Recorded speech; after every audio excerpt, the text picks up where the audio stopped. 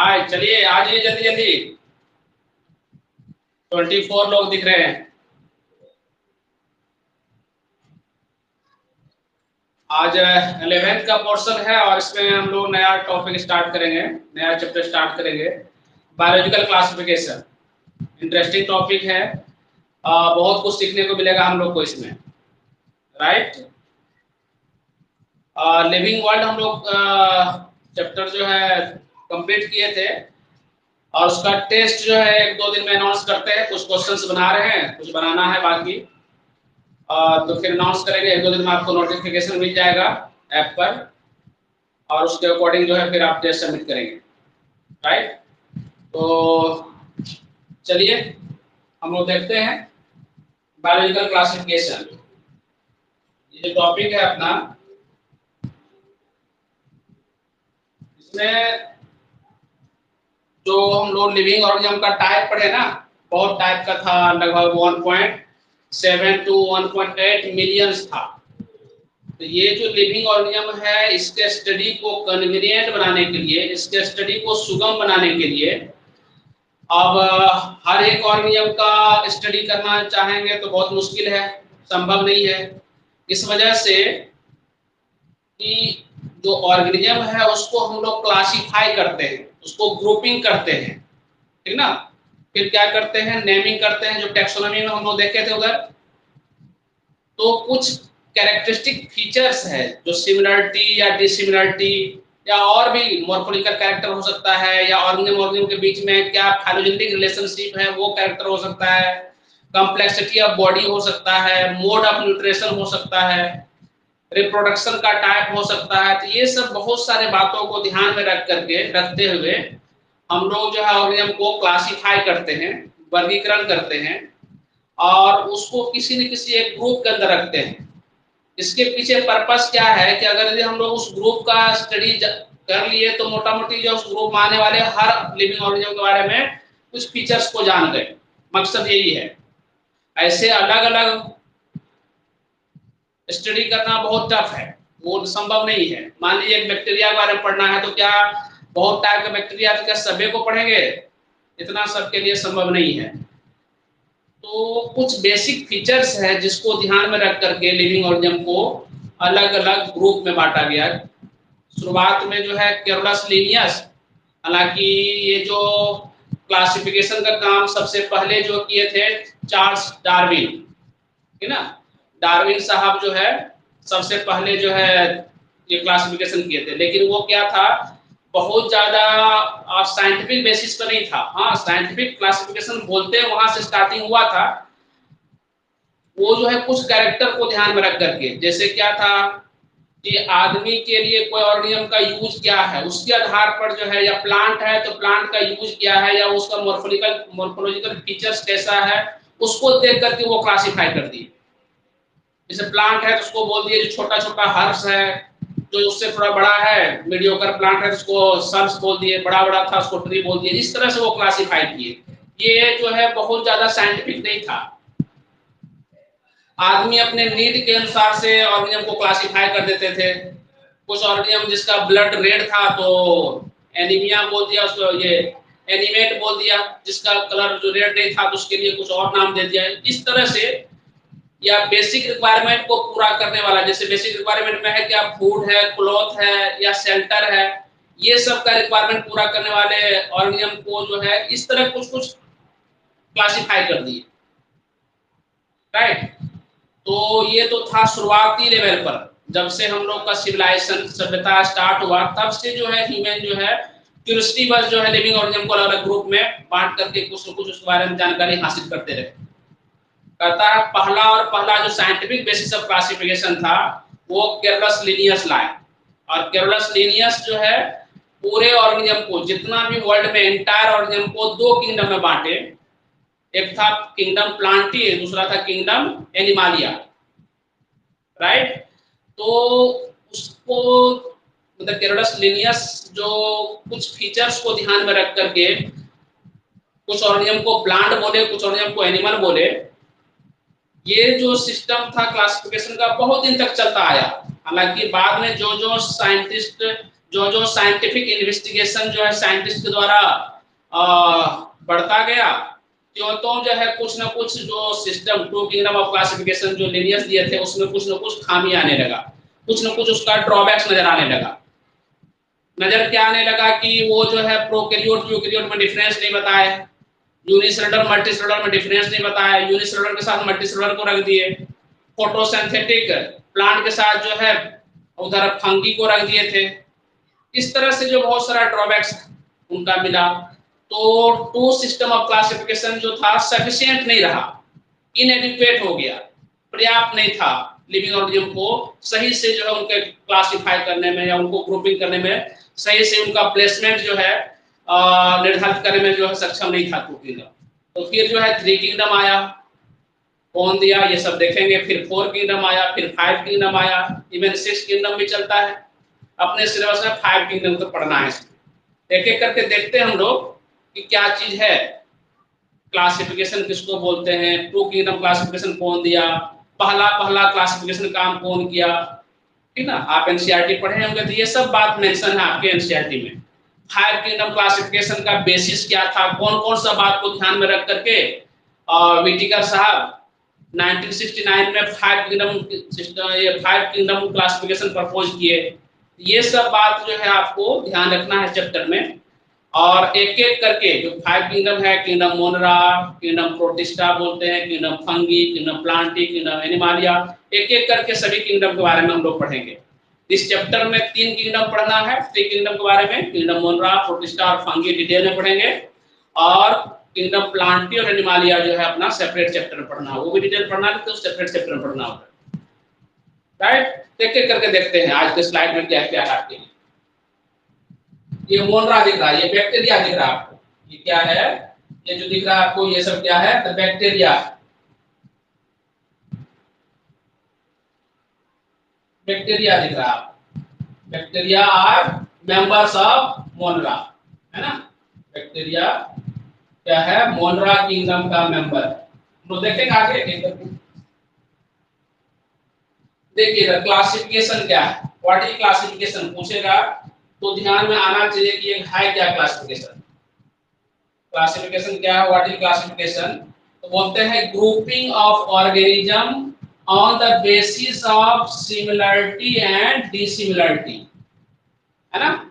जैसे प्लांट और एनिमल में ऑर्गेनिज्म को बांटा गया, तो कुछ बात होगा जो सिमिलर कैरेक्टर होगा, जैसे सेलवाल है, जिस जिस भी ऑर्गेनिज्म में सेलवाल था उसको एक ग्रुप में रख दिया, जिसमें सेलवाल नहीं था उसको दूसरे ग्रुप में रख दिया। तो इस तरह से तो सिमिलरिटी और डिसिमिलरिटी के बेसिस पर ऑर्गेनिज्म को ग्रुपिंग करना क्या कहलाता है, क्लासिफिकेशन बोलते हैं। The act of grouping on the basis of similarity and dissimilarity. जैसे एक सिंपल सा है एग्जांपल है, ये पेबल्स है, पेबल्स मतलब क्या होता है, छोटा छोटा पत्थर का टुकड़ा है ना। अब ये अलग अलग कलर है, अभी क्या है सब मिक्स है, ऐसे ही समझिए बहुत सारा ऑर्गेनिज्म है जो क्या है एक साथ है।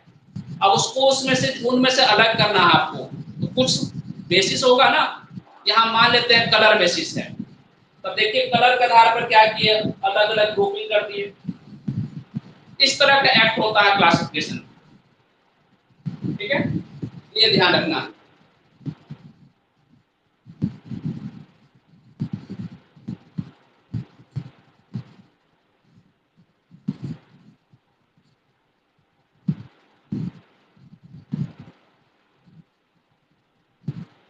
तो द पर्पस ऑफ क्लासिफिकेशन क्या है, what is purpose of classification, ये जो ऑर्गेनिज्म को क्लासिफाई किए इसका पर्पस क्या है।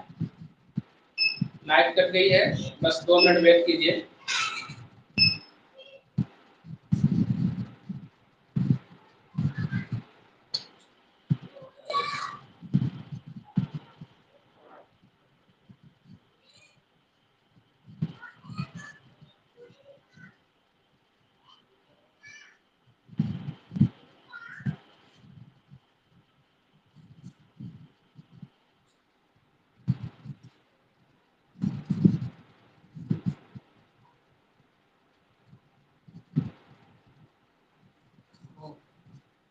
पटना का मौसम थोड़ा खराब है, इस वजह से जो है लाइट परेशान कर रहा है।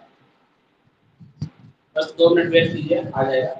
तो पर्पस ऑफ क्लासिफिकेशन देख रहे थे कि क्या पर्पस है, क्यों करते हैं क्लासिफिकेशन। तो क्या होता है, इजीली आइडेंटिफिकेशन करने में मदद आता है, राइट। हम लोग ऑर्गेनिज्म को इजीली आइडेंटिफाई कर सकते हैं। ऑर्गेनिज्म के स्टडी को आसान बनाता है क्लासिफिकेशन, है ना। और ऑर्गेनिज्म के बीच में रिलेशन क्या है, इवोल्यूशनरी रिलेशनशिप क्या है, इसको समझने में मदद करता है क्लासिफिकेशन, राइट। ये सब पर्पस है क्लासिफिकेशन का। पहला जो scientific basis of classification start किया था, वो किया था कौन, कैरोलस लिनियस बोलते हैं। हाँ, कैरोलस लिनियस से पहले जो है साइंटिस्ट अरस्टो ये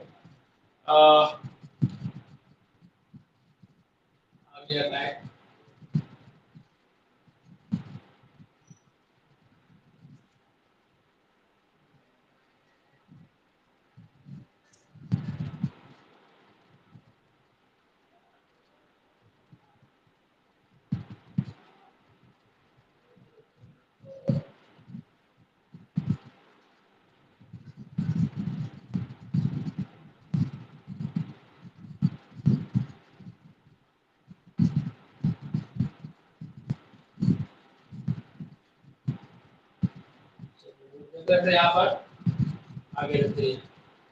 पर्पस ऑफ क्लासिफिकेशन क्या था, इजी आइडेंटिफिकेशन ऑफ ऑर्गेनिज्म, है ना। ऑर्गेनिज्म का हम लोग इजी आइडेंटिफिकेशन कर लेते हैं। दूसरा क्या था, स्टडी ऑफ ऑर्गेनिज्म इजी करता है और कैलकुलेट करता है, और it helps to establish the evolutionary relationship among the different organism. ये 3 पॉइंट याद रखना है ना, 3 बात याद रखिएगा। इसके बाद जो है अरिस्टोटल, सॉरी तभी बोल दिए थे, डार्विन बोल दिए थे। Aristotle biological classification for the first time, है ना। तो एक्चुअली डार्विन बोल दिए थे, अरिस्टोटल होना चाहिए, फादर ऑफ साइंस ही बोलते हैं या फादर ऑफ बायोलॉजी बोलते हैं। तो अरिस्टोटल जो है पहला अटेम्प्ट लिया था बायोलॉजिकल क्लासिफिकेशन का, और उसका जो है बस ऐसे जनरल फीचर्स के आधार पर वो क्लासिफाई किए थे, कोई साइंटिफिक मेथड यूज नहीं किए थे। हाँ, बोला जाता है पहला जो है साइंटिफिक मेथड ये लाने का कोशिश किए थे। कैरोलस लिनियस जो है पहला साइंटिफिक मेथड यूज किए थे क्लासिफिकेशन, है ना। इट वाज नॉट साइंटिफिक, उतना साइंटिफिक नहीं था इसका। हाँ, first scientific classification was done by Swedish Carolus Linnaeus, ये ध्यान रखिए। ऑर्गेनिज्म को कैरोलस लिनियस 2 किंगडम में क्लासिफाई किए, एक बोलते हैं किंगडम प्लांटी, दूसरा किंगडम एनिमालिया। प्लांट के अंदर रखा गया था क्या, ऑल द ऑर्गेनिज्म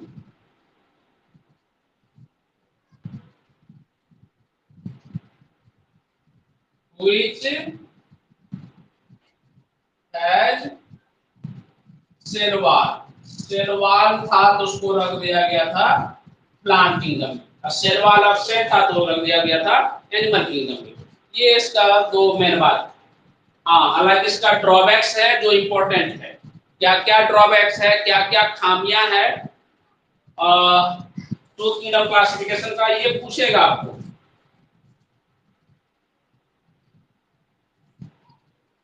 तो ड्रॉबैक्स क्या है इसमें, ये प्रोकैरियोट और यूकैरियोट को डिस्टिंग्विश नहीं किए थे, है ना। फोटोसिंथेटिक ऑर्गेनिज्म और नॉन फोटोसिंथेटिक ऑर्गेनिज्म को एक ही साथ रख दिए थे।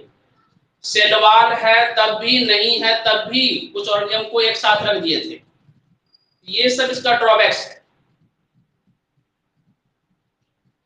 देखिए ड्रॉबैक क्या है, ये पूछता है एग्जाम में। ड्रॉबैक ध्यान रखना है, ड्रॉबैक क्या है। टू किंगडम क्लासिफिकेशन जो कैरोलस लिनियस दिए थे, इसका ड्रॉबैक खामी क्या है। तो प्रोकैरियोट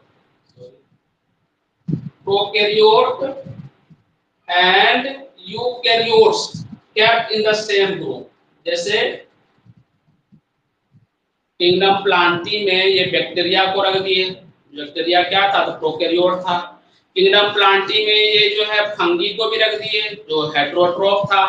किंगडम प्लांटी में ये जो है जितना भी इधर यूकैरियोट्स है ना, जैसे क्या फंगी, प्रोटिस्टा और जो है प्लांटी, ये सब मतलब क्या है, प्रोकैरियोट यूकेरियोट में डिफरेंस नहीं किए, ये सबको एक ही में रख दिए। सेलवाल है तो बस सबको एक अंदर में रख दिए। Prokaryotic bacteria and cyanobacteria were placed under the plant kingdom, है ना। प्रोकैरियोटिक बैक्टीरिया चूंकि दो ही किंगडम था, या तो प्लांट था या एनिमल था, तो ये प्रोकैरियोटिक बैक्टीरिया और साइनोबैक्टीरिया ये दोनों को प्लांट के अंदर रख दिया। हेटेरोट्रोफ्स एंड ऑटोट्रोफ्स में भी ये डिफरेंस नहीं किए। यूजुअली जो है हेटेरोट्रोफ्स में एनिमल को रखा गया था और ऑटोट्रोफ में प्लांट को रखा गया था, लेकिन प्लांट के अंदर भी बहुत सारा हेटेरोट्रोफ्स को रख दिए। जैसे फंगी, है ना, फंगी जो हेटेरोट्रोफ्स है, इसको जो है प्लांट जो ऑटोट्रोफ्स है इसके साथ रख दिया गया। ये सब इसका ड्रॉबैक्स है। और भी है 2-3 पॉइंट ड्रॉबैक्स में। अगर यूनिसेलुलर और मल्टीसेलुलर ऑर्गेनिज्म को भी एक साथ रख दिए, जबकि अलग अलग रखना चाहिए था, है ना। यूनिसेलुलर और मल्टीसेलुलर को एक साथ रख दिए। यूनिसेलुलर में जैसे हो गया मोनरा हो गया या प्रोटिस्टा हो गया, उसको रख दिए किसके साथ, फंगी के साथ रख दिया या प्लांट के साथ रख दिए, है ना। जैसे कि protozoans were placed in the animal kingdom, protozoa तो यूनिसेलुलर प्रोटिस्ट है ना, और इसको रख दिया एनिमल के साथ। ये सब इसका ड्रॉबैक्स था। There are some lower organisms have characters of both plant and animal, जैसे यूग्लिना, यूग्लिना जिसमें कि दोनों का कैरेक्टर है, प्लांट और एनिमल दोनों का कैरेक्टर है, इसको जो है वो सही से प्लेसमेंट नहीं कर पाए। कौन, Carolus Linnaeus. Two kingdom classification में इसको जगह ही नहीं मिला ढंग से, क्योंकि ये कभी प्लांट का फीचर शो करता था, कभी एनिमल का फीचर शो करता था। इसके बाद आया टू किंगडम के बाद आया थ्री किंगडम क्लासिफिकेशन, और ये कौन दिया था, तो ये इंपॉर्टेंट एग्जाम में पूछता है। अर्नस्ट मायर बोलते हैं, अर्नस्ट मायर, ये जो है थ्री किंगडम क्लासिफिकेशन दिए थे। इसमें जो है प्लांटी और एनिमालिया तो जो टू किंगडम में था वो तो रहा ही रहा, एक किंगडम ऐड हुआ, और वो किंगडम मोनरा ऐड नहीं किए, ये किंगडम ऐड किए थे प्रोटिस्टा, राइट। तो ये ध्यान रखिएगा, थ्री किंगडम क्लासिफिकेशन में बहुत सारे लोग जो है बोलते हैं मोनरा, प्लांटी, एनिमालिया, नहीं, प्रोटिस्टा, प्लांटी, एनिमालिया, ये ध्यान रखना है। तो किंगडम प्रोटिस्टा, तो किंगडम प्लांटी और किंगडम एनिमालिया, ये तो दोनों कैरोलस लिनियस टू किंगडम में भी रखा था इसको, तो ये चेंज नहीं हुआ। हाँ, एक ऐड हो गया, क्या, प्रोटिस्टा। तो अर्नस्ट मायर, ये ध्यान रखिएगा, कौन सा साइंटिस्ट थे जो थ्री किंगडम दिए थे, तो अर्नस्ट मायर, बहुत इंपॉर्टेंट है। इसके बाद जो है इस किंगडम का भी कुछ न कुछ खामियां था, इसका भी कुछ ड्रॉबैक्स है। वो ड्रॉबैक्स देखिए क्या है, ड्रॉबैक्स क्या है इस किंगडम का, तो इस किंगडम में वाल्ड और वाललेस ऑर्गेनिज्म एक ही साथ रख दिया गया। जैसे माइकोप्लाज्मा, है ना, माइकोप्लाज्मा, या फिर जो है उधर प्रोटोजोन्स वगैरह था, जो क्या है वाललेस है, उसको वाल वाला ऑर्गेनिज्म के साथ जिसके चारों साइड से सेल वाल है उसमें रख दिया गया। और जो मोनरा प्रोटिस्टा किंगडम है, प्रोटिस्टा किंगडम में क्या है, यूनिसेलुलर यूकेरियोट का किंगडम है प्रोटिस्टा, इसमें सेल वाल वाला भी रख दिया और सेल वाल जिसमें नहीं है उसको भी रख दिया। ये इसका खामी है, इसका ड्रॉबैक्स है।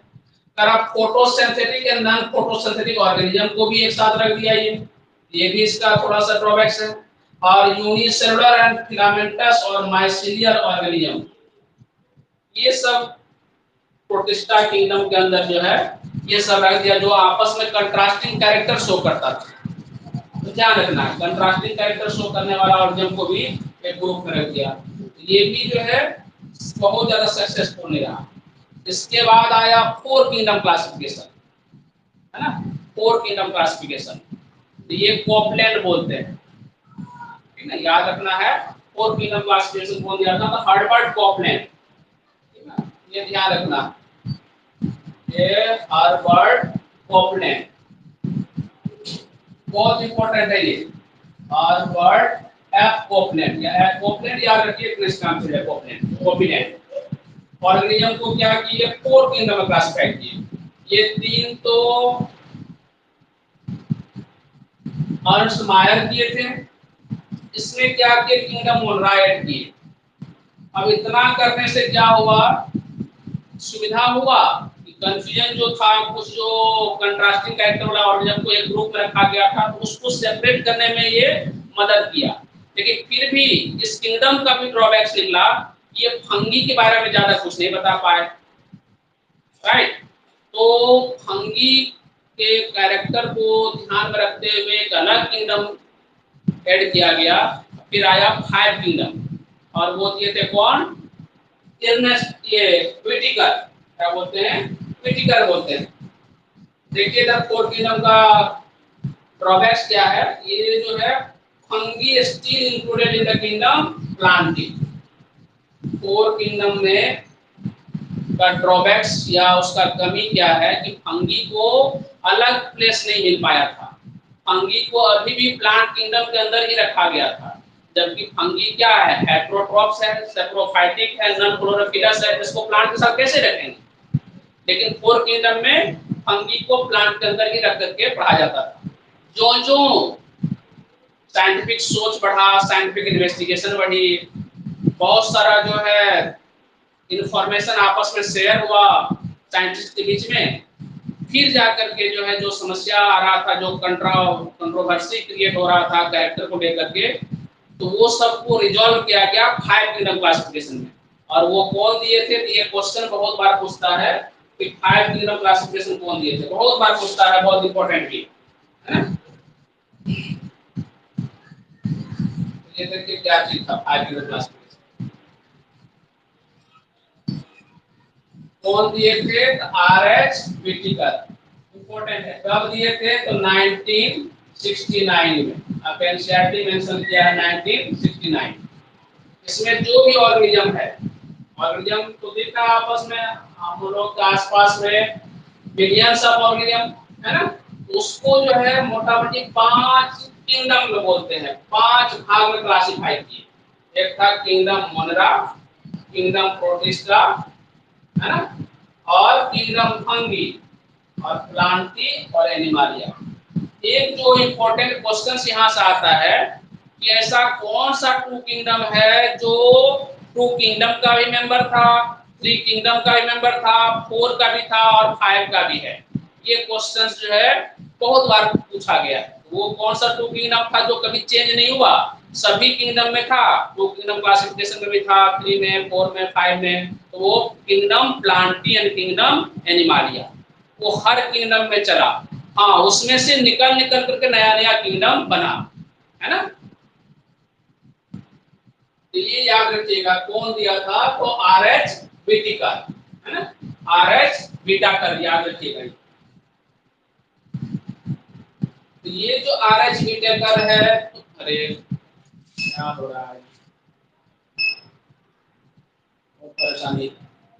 आरएच व्हिटेकर जो है किस तरह से जो है कौन कौन सा कैरेक्टर को ध्यान में रख करके ये 5 किंगडम क्लासिफिकेशन प्रपोज किए, तो उसमें था कॉम्प्लेक्सिटी ऑफ सेल के कॉम्प्लेक्सिटी को आधार मान करके वो ऑर्गेनिज्म को क्लासिफाई किए। एक कैरेक्टर ये ध्यान में रखा गया, जैसे प्रोकैरियोट और यूकैरियोट, ये क्या था, सेल कॉम्प्लेक्सिटी था।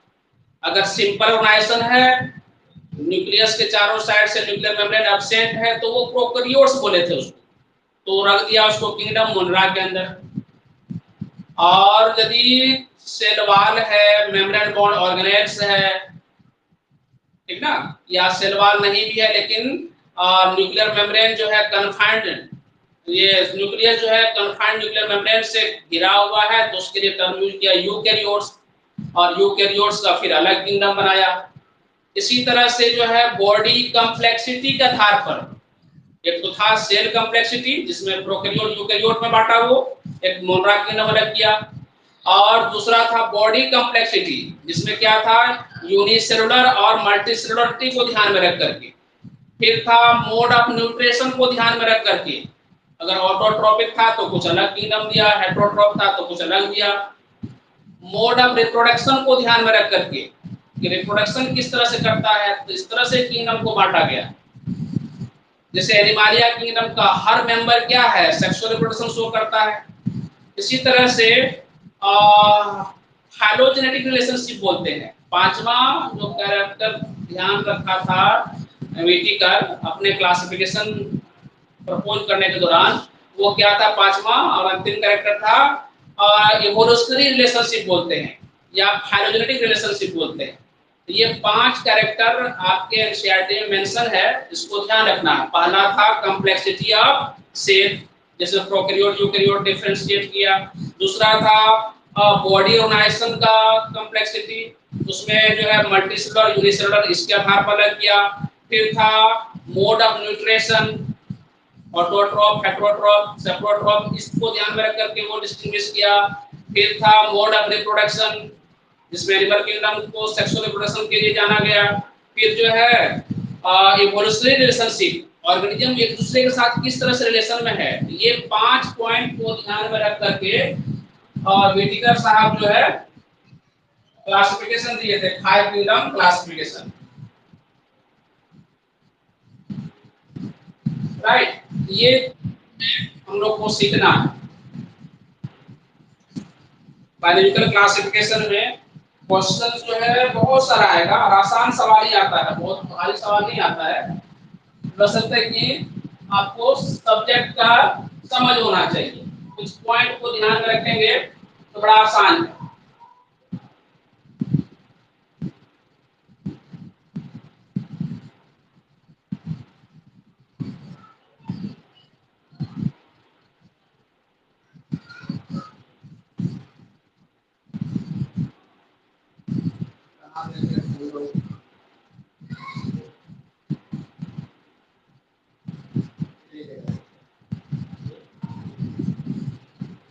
देखिए 5 पॉइंट है, उसको पढ़िए एक बार क्या लिखा हुआ है। 5 पॉइंट में क्या लिखा हुआ है।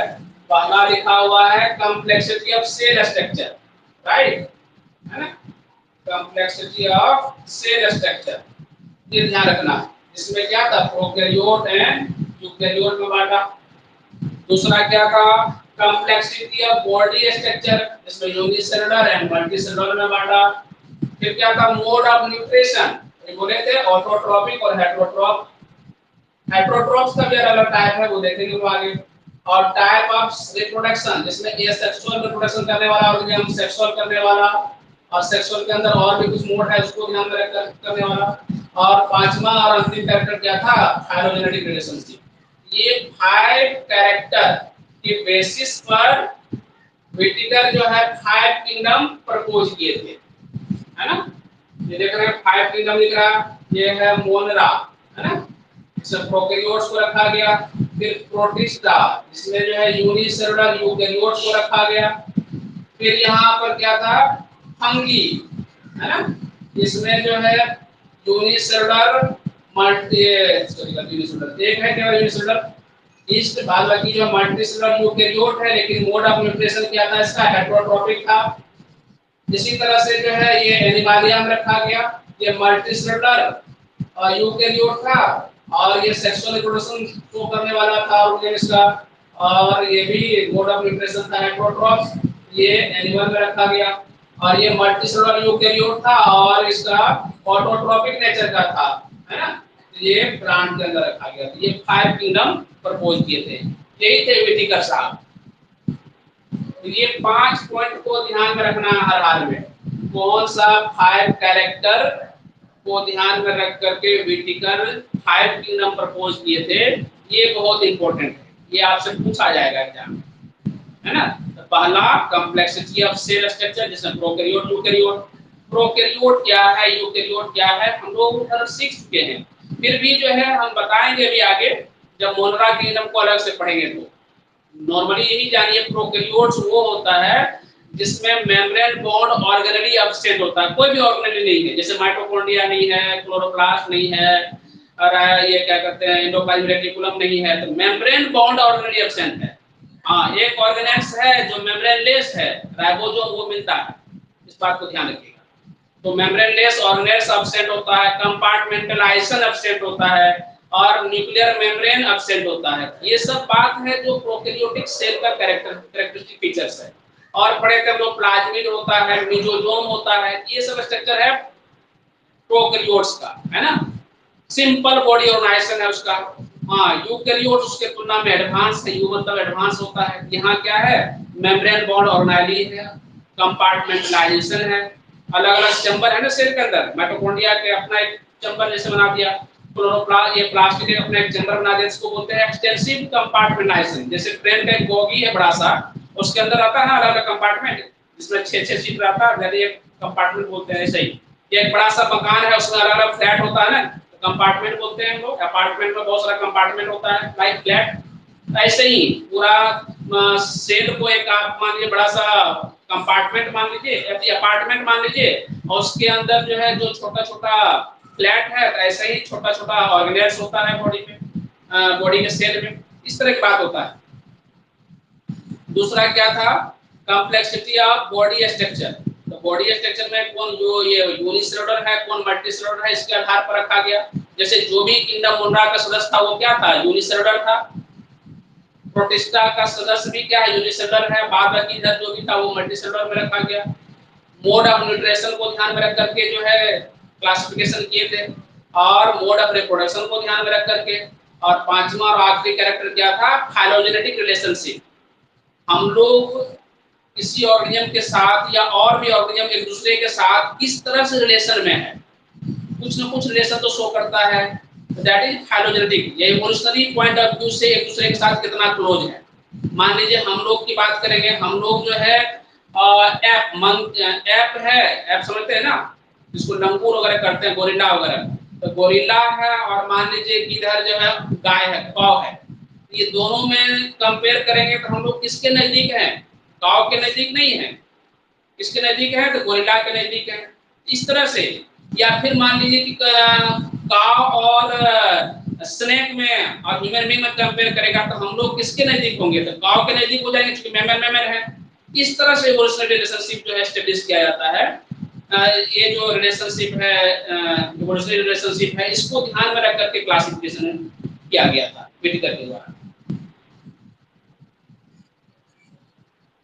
देखिए 6 किंगडम क्लासिफिकेशन, अगर किसको डिटेल पढ़ना नहीं है फिर भी देख लीजिए क्या है ये कार्ड-वुड्स। ये नाम याद रखिएगा, कार्ड-वुड्स 6 किंगडम क्लासिफिकेशन। इसमें जितना भी ऑर्गेनिज्म है ना, इंटायर वर्ल्ड का जो ऑर्गेनिज्म है उसको 3 डोमेन में बांटते हैं, है ना। जितना भी ऑर्गेनिज्म है भाई, कितना है तो वही 17 से 18 लाख अभी नॉन है, बहुत सारा भी खोजा जाना बाकी है। तो ये जो ऑर्गेनिज्म है उसको मेनली 3 डोमेन में बांटते हैं, है ना। डोमेन का नाम क्या है, आर्किया बोलते हैं, दूसरा क्या है बैक्टीरिया, और तीसरा क्या है यूकायरा, है ना। ये 3 डोमेन, आर्किया, बैक्टीरिया और यूकायरा। हम लोग क्या है, यूकायरा के मेंबर हैं, यूकैरियोट्स हैं, है ना, ऐसे बोलते हैं। आर्किया के अंदर आता है आर्कियोबैक्टीरिया, ये किंगडम है। आर्कियोबैक्टीरिया क्या है, किंगडम है। और बैक्टीरिया के अंदर यूबैक्टीरिया, ये भी किंगडम है ना। तो 2 किंगडम आ गया इधर से। और यूकायरा के अंदर आता है 4 किंगडम। 4 किंगडम में कौन है, एक है किंगडम प्रोटिस्टा, यूकायरा के अंदर आता है, सभी यूकैरियोट है। यूकायरा डोमेन के अंदर आने वाला जितना भी 4 किंगडम है सब यूकैरियोट्स है। देखिए क्या यूनिसेलुलर यूकैरियोट बोलते हैं, unicellular multi unicellular sorry eukaryotic multicellular बोलते हैं, एक्सेप्ट इसको छोड़ करके। ये भी है यूकैरियोटिक मल्टीसेलुलर है, ऑटोट्रॉपिक नेचर का है। ये भी क्या है, यूकैरियोटिक मल्टीसेलुलर है और हेटेरोट्रॉपिक नेचर का है। ये चीज, ये जो 4 है ये यूकायरा या यूकैरियोट्स के अंदर आया, तो 4 किंगडम ये हो गया और 2 ये हो गया, तो टोटल 6 किंगडम, ठीक है ना। कार्ल ओज नाम का साइंटिस्ट प्रपोज किए थे। डोमेन कितना है, तो 3 डोमेन बोलते हैं, ठीक है। एक आर्किया बोलते हैं, एक बैक्टीरिया बोलते हैं और एक यूकायरा बोलते हैं। ये 3 डोमेन है। बस ऐसे इंफॉर्मेशन है आपके लिए, जो 6 किंगडम का नाम आपने एग्जैक्टली मेंशन कर दिया है।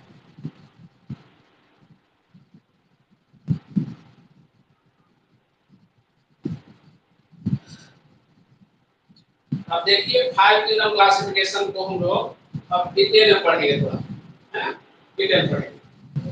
5 किंगडम क्लासिफिकेशन में क्या है, 5 किंगडम क्लासिफिकेशन, जिसमें पहला क्या था, किंगडम मोनरा। ये क्या है, किंगडम किंगडम मोनरा, इंपॉर्टेंट है किंगडम मोनरा। ये सब जो है 9th 10th में भी कुछ न कुछ बात जरूर सुने होंगे। कुछ लोग तो ढंग से पढ़े हैं, कुछ लोग नहीं पढ़ पाए, तो घबराना नहीं है, धीरे धीरे हम लोग सीख लेंगे, है ना, एनसीईआरटी के अकॉर्डिंग। तो ये जो मोनरा किंगडम है, इसके अंदर आता है आर्की बैक्टीरिया और दूसरा आता है यू बैक्टीरिया। मोनरा हम लोग बोलते हैं प्रोकैरियोट्स को, प्रोकैरियोटिक किंगडम है ये, यूनिसेलुलर एक सेल का तो है लेकिन यूनिसेलुलर प्रोकैरियोटिक है ना, मोनरा बोलते हैं। जो भी बैक्टीरिया है सभी इसका मेंबर है। क्या हो रहा है?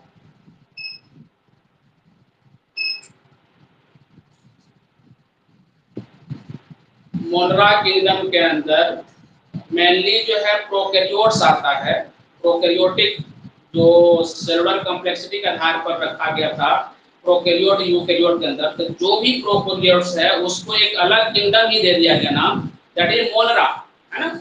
मोनरा किंगडम में जितना भी बैक्टीरिया है सभी इसके अंदर मेंबर आते हैं।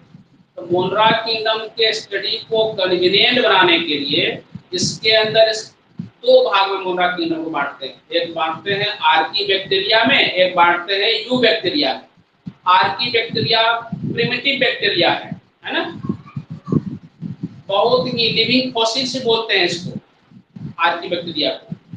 तो और जो बैक्टीरिया यू बैक्टीरिया के अंदर आता है उसको बोलते हैं एडवांस बैक्टीरिया या ट्रू बैक्टीरिया बोलते हैं।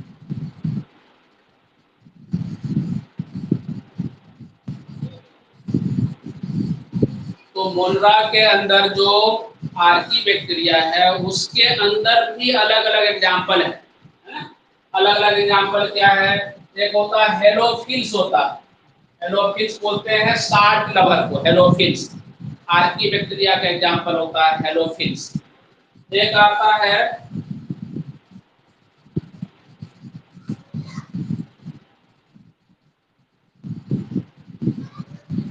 कहाँ पढ़ लेते हम लोग,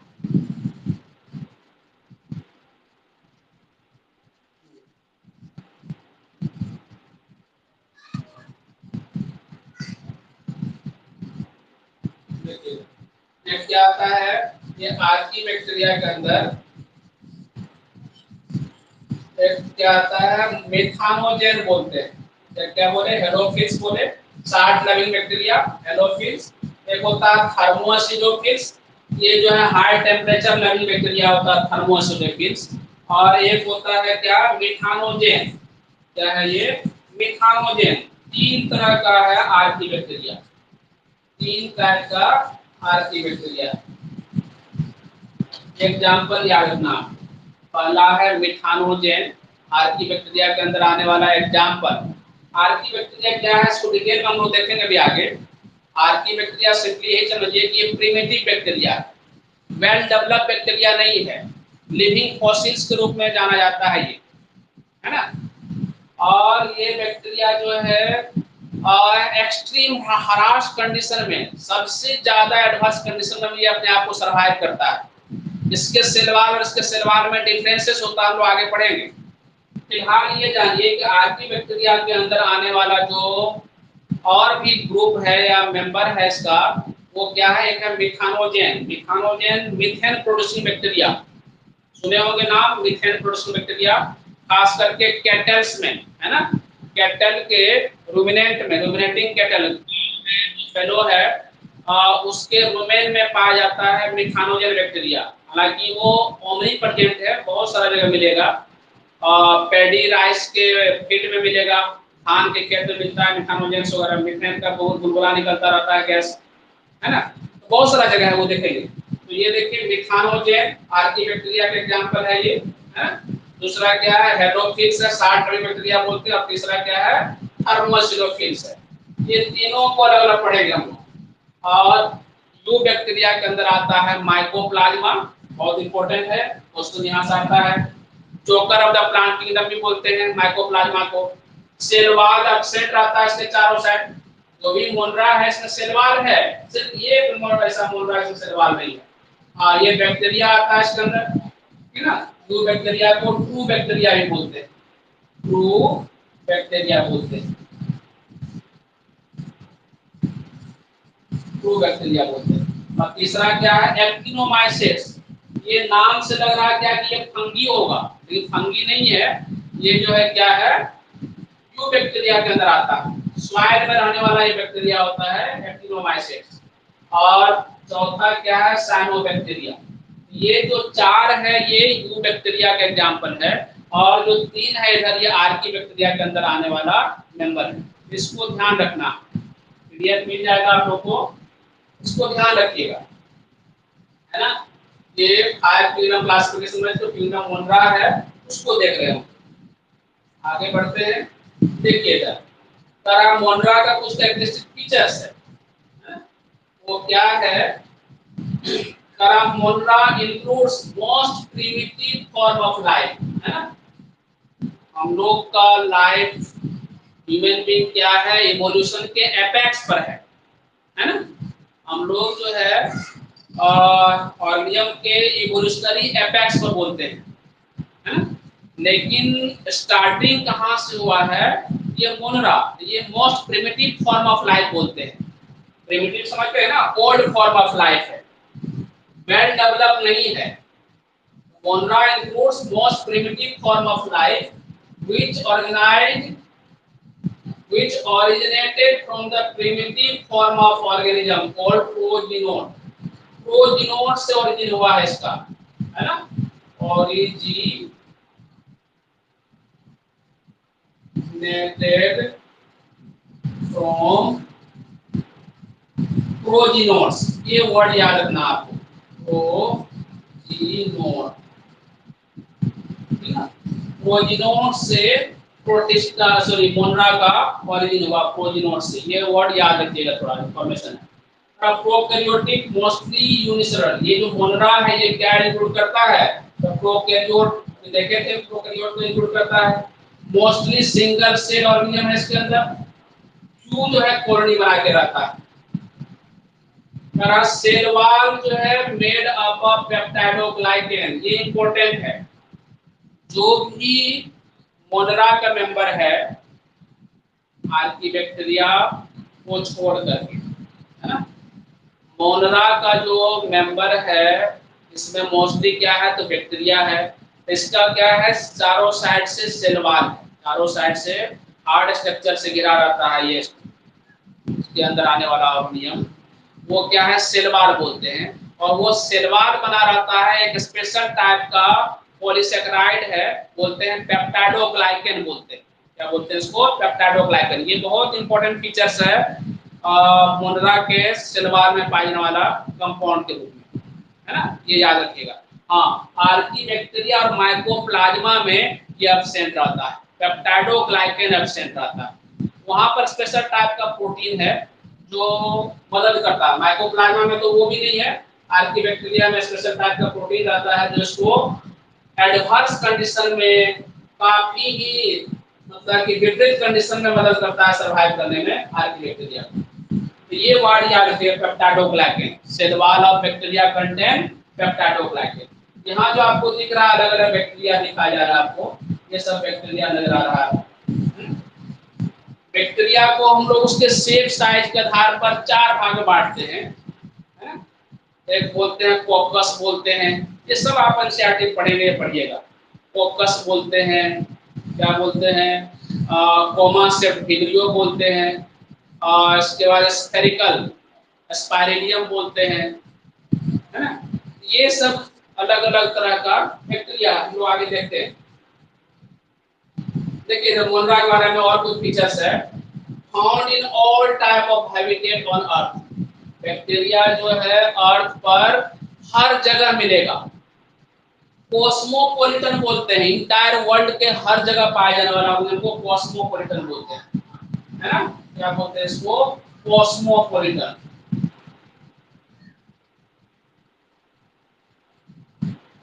कॉस्मोपॉलिटन हर जगह मिलेगा। कहाँ कहाँ, तो बॉटम ऑफ ओशियन, समुद्र के तलहटी में मिलेगा। बिलो द आइसबर्ग, है ना, आइसबर्ग समझते हैं, समुद्र में जो बर्फ का सिल्ली, है ना, जो तैरता रहता है, फ्लोट करता रहता है, दैट इज आइसबर्ग। तो आइसबर्ग के नीचे मिलेगा। हॉट स्प्रिंग, है ना, गर्म जलधारा बोलते हैं हॉट स्प्रिंग, वहां मिल सकता है। ऑर्गेनिज्म के बॉडी पर मिलेगा, चाहे ऊपर हो चाहे अंदर हो, है ना।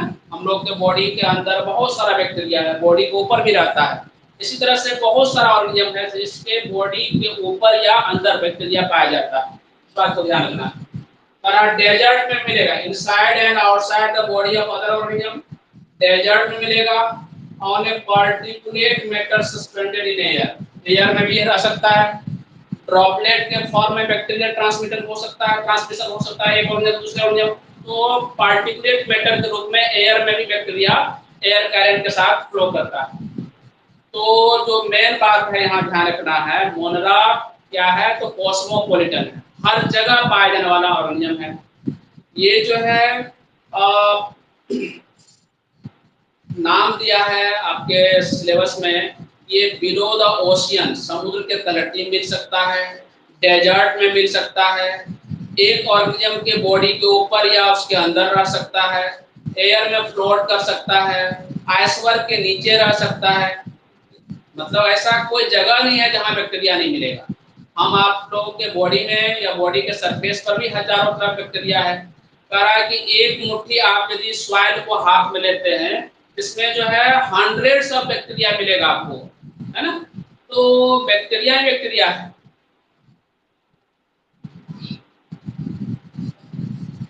अब देखिए ये आर्की बैक्टीरिया के बारे में, यही है हॉट स्प्रिंग, ये जो दिख रहा है आपको, ये हॉट स्प्रिंग, हॉट स्प्रिंग बोलते हैं। इसमें जो है सल्फर हॉट स्प्रिंग, ये ब्लू दिख रहा है, ये दिख रहा है ना ब्राउन कलर का, सल्फर, सल्फर कलर ब्राउन होता है, सल्फर हॉट स्प्रिंग है। ये देखिए इसमें क्या लिखा हुआ है, यहाँ पर आर्की बैक्टीरिया के बारे में इंफॉर्मेशन देखिए।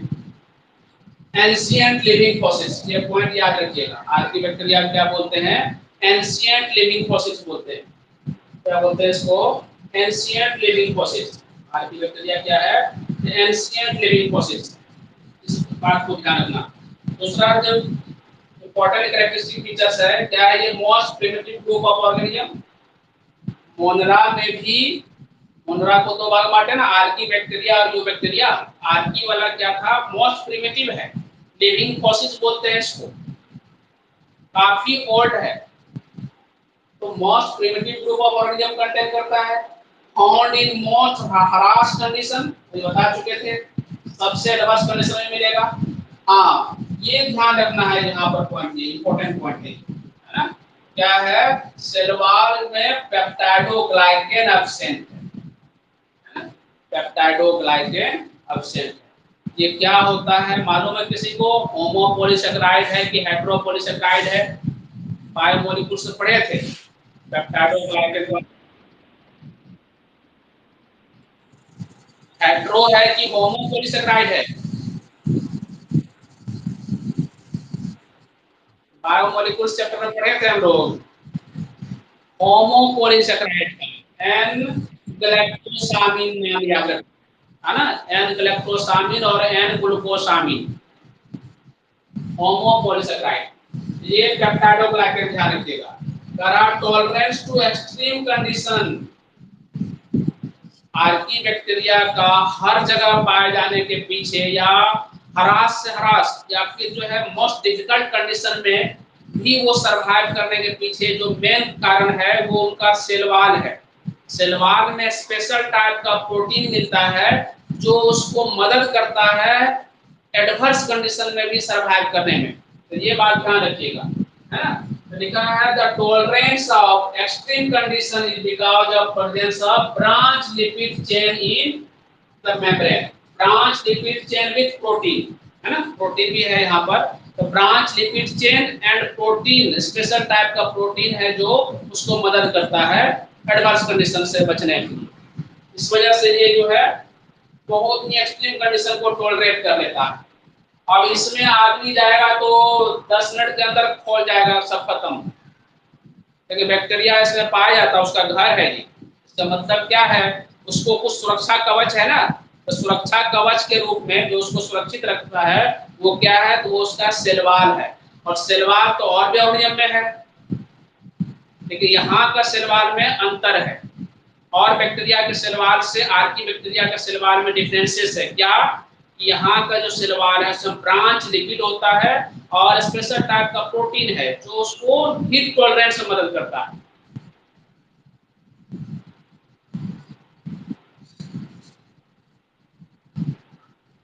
देखिए इधर यही है iceberg.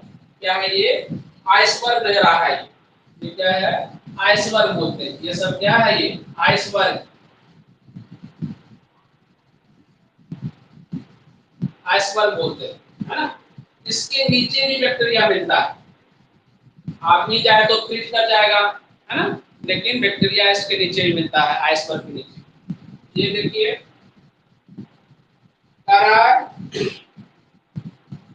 instead of peptidoglycan cell wall contain protein, है ना, and non cellulosic polysaccharide।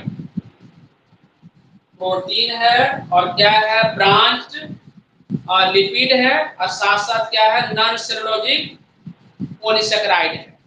ये ध्यान रखना है बात को। some methanogen contains pseudomurine। अब एक नया टर्म आया है जो मिथानोजेन बैक्टीरिया है, जो ये भी क्या है? आर्की बैक्टीरिया का एग्जांपल है। इसमें एक स्पेशल टाइप का कंपाउंड है, स्यूडोम्यूरिन बोलते हैं। म्यूरामिक एसिड पढ़े होंगे, यहाँ स्यूडोम्यूरिन बोलते हैं। बस पॉइंट ध्यान रख लीजिए, ज्यादा डिटेल नहीं पढ़ना हम लोग, है ना?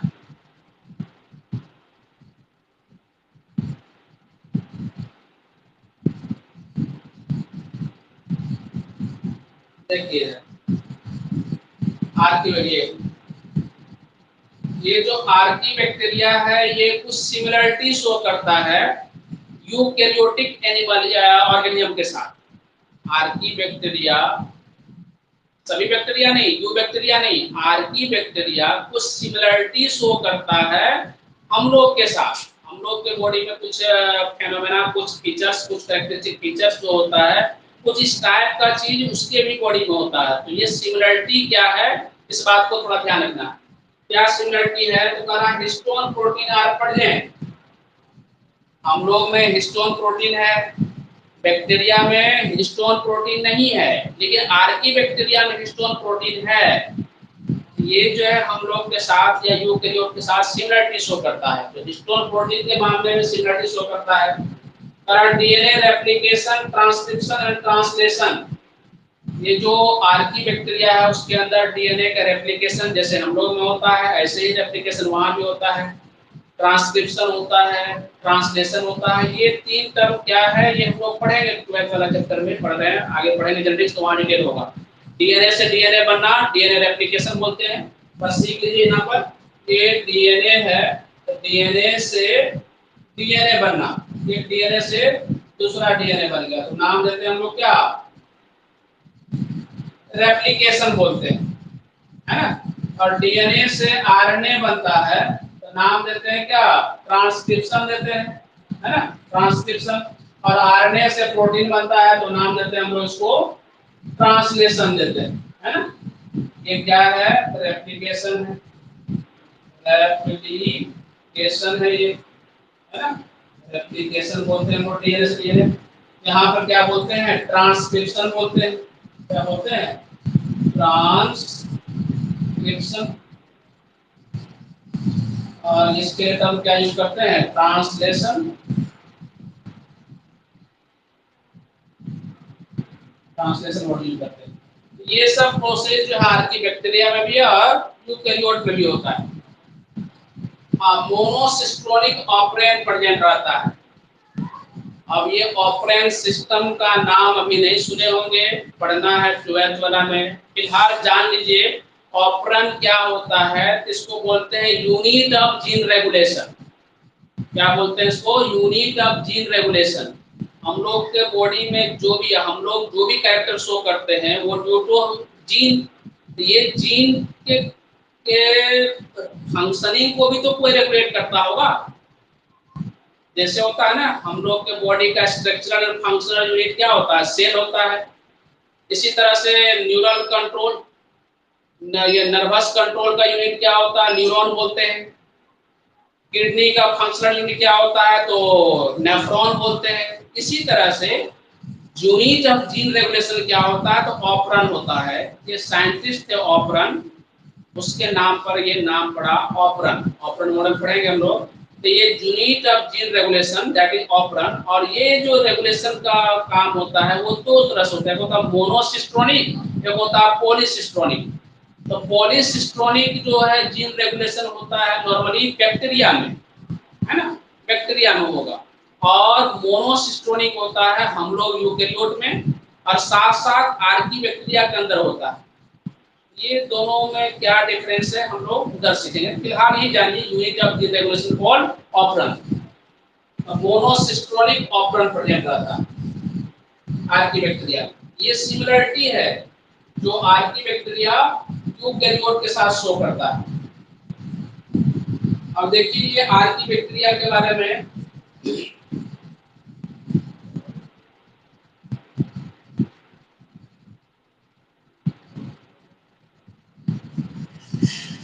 क्या है, इसको बांटे हम लोग दो भाग में।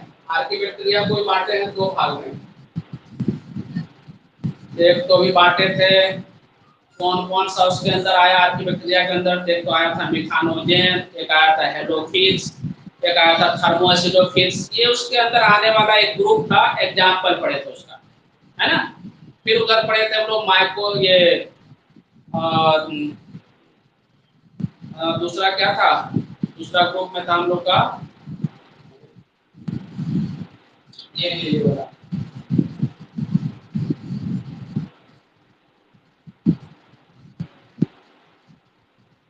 ये तो आर्की बैक्टीरिया के अंदर ये, और इधर बैक्टीरिया के अंदर ये। आर्की बैक्टीरिया को फिर से क्लासिफाई की, ये जो तीन था ना इसको अलग अलग ग्रुपिंग किए, इसको ध्यान रखना।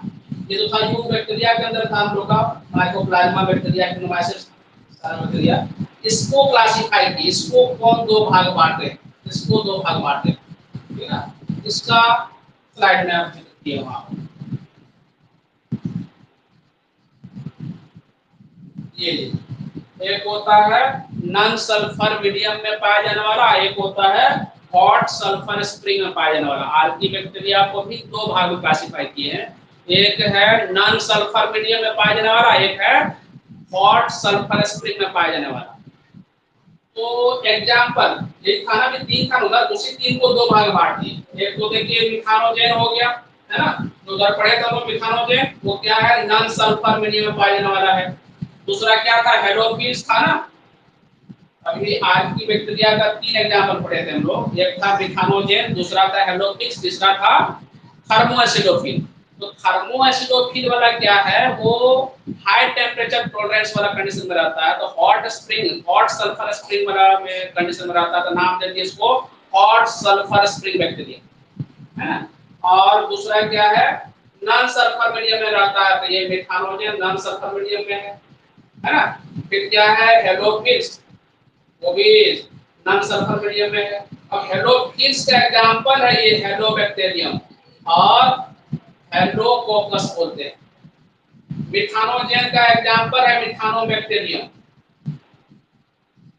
या मिथानोकोकस।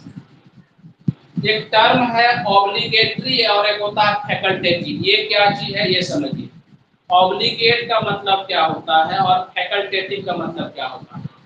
जैसे हम लोग क्या है, ऑब्लिगेट एरोबिक ऑर्गेनिज्म है, हम लोग को रिस्पायरेशन के लिए ऑक्सीजन चाहिए तो चाहिए, ऑक्सीजन के अलावा दूसरा गैस हम लोग रिस्पायर करके जिंदा नहीं रह सकते। तो हम लोग क्या है, ऑब्लिगेट एरोब्स है ना। कुछ ऑर्गेनिज्म होता है कि फैकल्टेटिव है, मतलब उनको जो चाहिए वो है, मिल रहा है तो ठीक है, नहीं मिला तो किसी और कंडीशन से भी वो अपने आप को सरवाइव कर लेगा, तो दैट इज कॉल्ड फैकल्टेटिव। जैसे मान लीजिए कुछ लोग हैं जो क्या है वेजिटेरियन है ना। अब कुछ लोग हैं जो क्या है ओमनिवोरस है, एक हर्बीवोर है, एक क्या है ओमनिवोर है। ओमनिवोर वाला क्या है, इसको फैकल्टेटिव कहेंगे। ये फिक्स नहीं है कि यही चीज खाएगा तो खाएगा तभी सब करेगा। तो ओमनिवोरस क्या हो गया, फैकल्टेटिव नेचर का हो गया। मतलब क्या है, अगर उसको मांस चाहिए तो चलो ठीक है, नहीं मिला तो वो हर्ब्स भी खा लेगा, घास भी खा लेगा, है ना। That is omnivore. जैसे मान लीजिए ह्यूमन बीइंग में भी होता है ना, कुछ लोग जो है मीट मछली खाता है, चलो मिल गया तो वो खा रहे हैं, नहीं मिला तो चावल रोटी खा लिए, that is facultative mode, fluctuation show कर रहा है।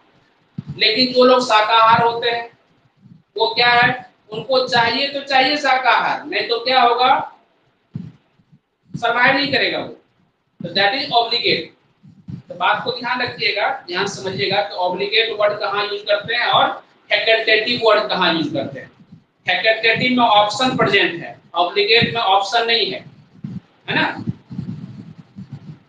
फैकल्टेटिव मल्टीपल चॉइस टाइप से हो गया, ये नहीं तो ये नहीं तो ये, है ना। ये जो है one word fill in the blanks वाला हो गया, एक तरह समझ लीजिए, जो फिट होगा वही होगा, दूसरा कुछ फिट नहीं होगा, इस तरह की बात समझिएगा। तो ऑब्लिगेट और फैकल्टेटिव, ये क्या है, नॉन सल्फर में रहने वाला ऑब्लिगेट एनएरोब्स है। ये एरोबिक बैक्टीरिया नहीं है, ये एनारोब कंडीशन में रहता है ना। ऑक्सीजन की एब्सेंस चाहिए इसको, ऑक्सीजन दीजिएगा खत्म हो जाएगा। ये क्या है, फैकल्टेटिव एनारोब्स है, मतलब नॉर्मली रहता है ये ऑक्सीजन के एब्सेंस में, लेकिन ऑक्सीजन मिल भी गया तभी ये सर्वाइव करेगा, है ना। ये एग्जांपल सब रखना पड़ेगा, याद रखना, राइट। कितना टाइम हो गया, अभी टाइम है।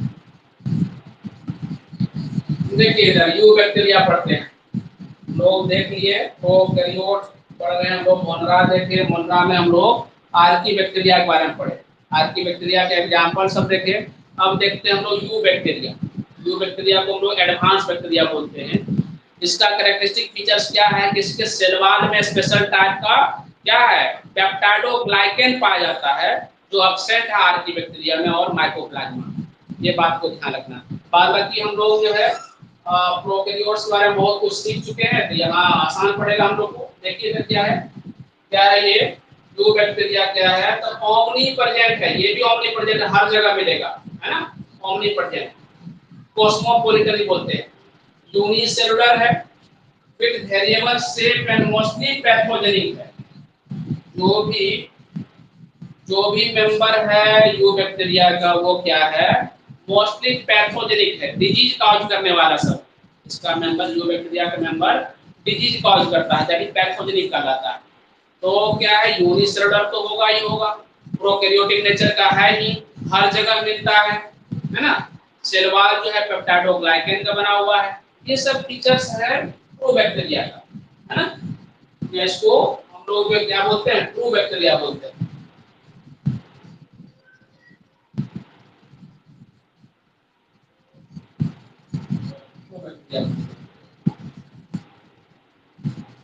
इस स्ट्रक्चर को जो है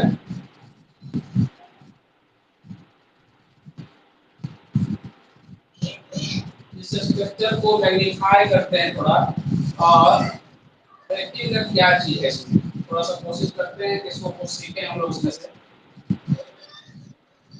देखिए इधर क्या क्या स्ट्रक्चर, इस स्ट्रक्चर में ये बैक्टीरिया का स्ट्रक्चर है, जो बैक्टीरिया बोलते हैं। इसमें क्या है, देखिए इधर फ्लैजिला है ना, और फ्लैजिला का तीन पार्ट बांटे थे हम लोग, एक होता है फिलामेंट, एक होता है हुक, एक होता है क्या, बेसल बॉडी।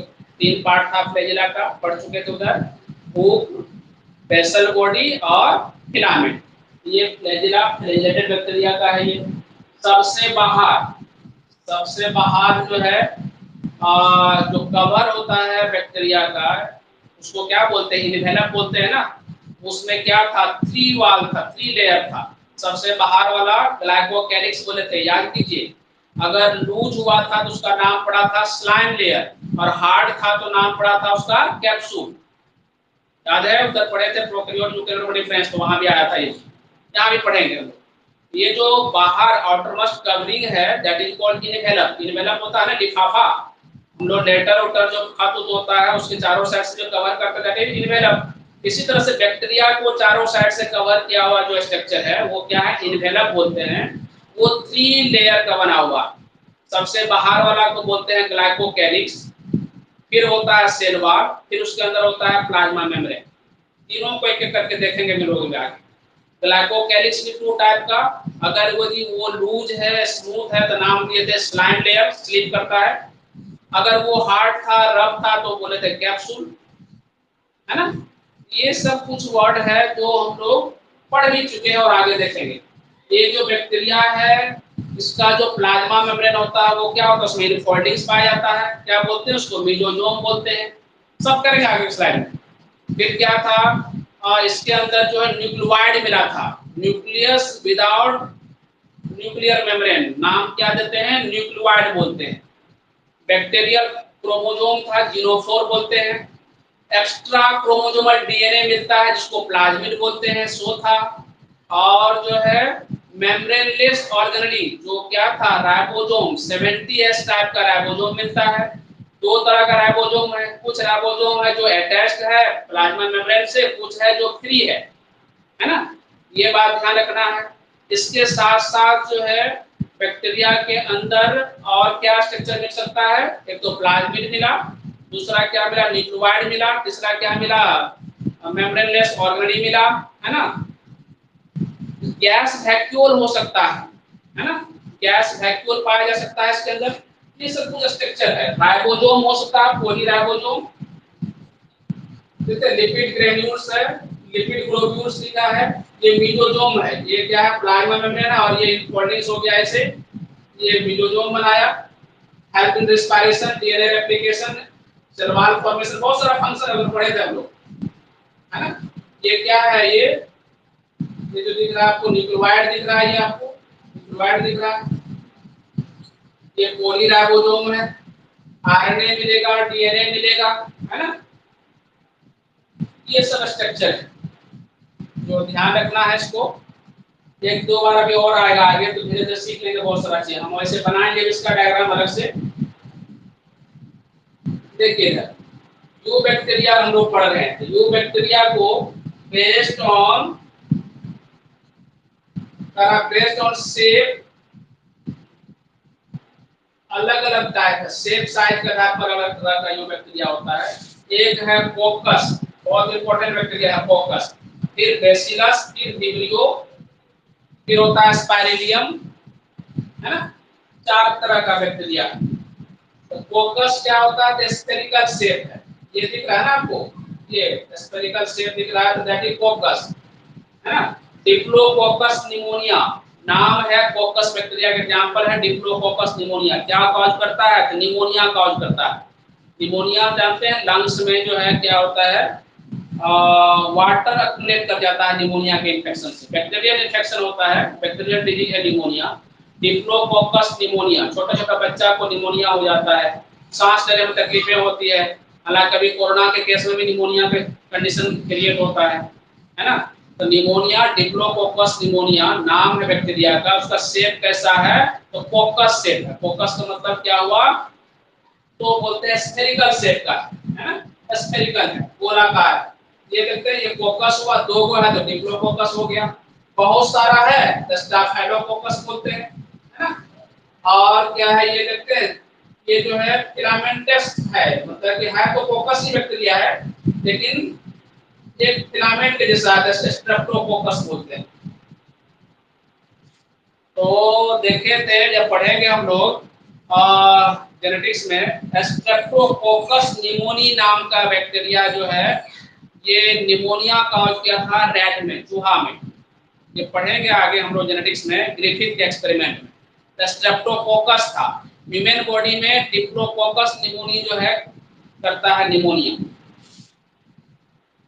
बेसिलस में क्या है, cell are elongated and rod like bacteria होता है, बेसिलस बोलते हैं, rod like bacteria bacillus. Lactobacillus, दूध को कर्ड में बदलने वाला जो बैक्टीरिया है, लैक्टोबैसिलस बोलते हैं। वो क्या है, रॉड से बैक्टीरिया है। रॉड समझते हैं, जैसे ये स्ट्रक्चर क्या होगा, रॉड हो गया, रॉड से स्ट्रक्चर, ये स्ट्रक्चर दिख रहा है आपको, ये रॉड से दिख रहा है ना, रॉड लाइक स्ट्रक्चर बोलते हैं लैक्टोबैसिलस, रॉड से बैक्टीरिया। विब्रियो, है ना, बहुत कॉमन एग्जांपल इंपॉर्टेंट है इसका। विब्रियो क्या है, comma like bacteria, vibrio cholerae, vibrio cholerae क्या है, कोलरा कॉज करता है, हैजा कॉज करता है, और इसका शेप कैसा है, तो कोमा, कोमा समझते हैं ना, लिखते हैं हम लोग तो कोमा पूर्ण विराम ये सब डालते हैं ना, दैट इज कोमा। इस टाइप का बैक्टीरिया है। विब्रियो कैसा है, तो इस टाइप का बैक्टीरिया है, ऐसा है ना, इस टाइप का बैक्टीरिया ऐसे होते हैं, कोमा से होते हैं। कोमा ले लीजिए, कोमा से बैक्टीरिया, ये कोमा हुआ।